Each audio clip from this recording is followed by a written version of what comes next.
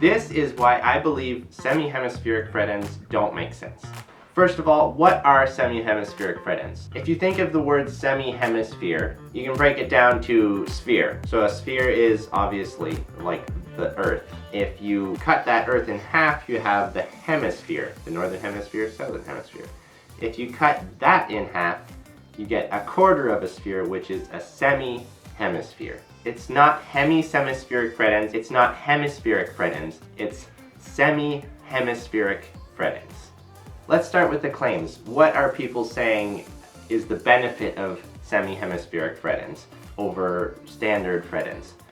First of all, the biggest one is more fret real estate. That's not true. I'll show you right here. I've drawn this out on Google SketchUp just so we can get a very accurate view of what's going on. This is a standard fret end.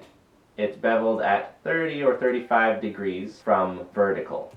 So already you can see this is the tallest point of the frets.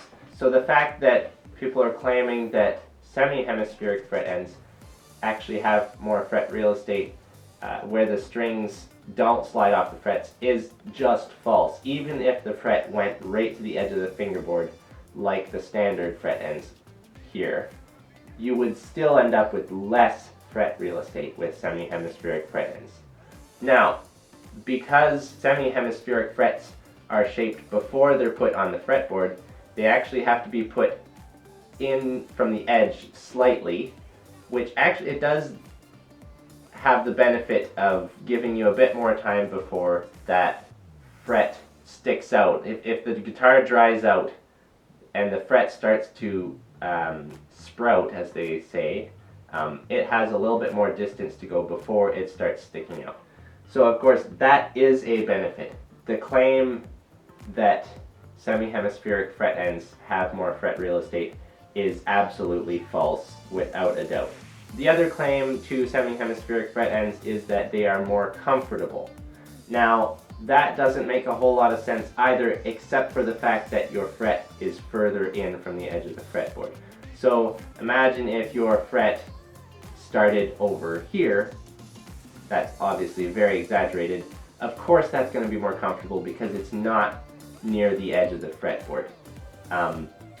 The only reason that these frets may feel more comfortable is that they are further from the edge of the fretboard.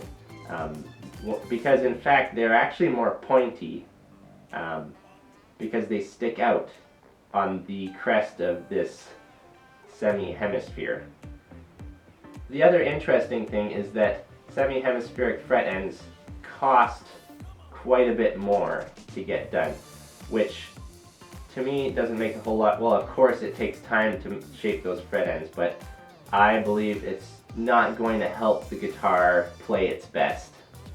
So the standard fret ends, which I believe are the best way to go, are cheaper, they have more fret real estate, unlike the claims, and they're also, if they're done properly, they can be quite pretty as well.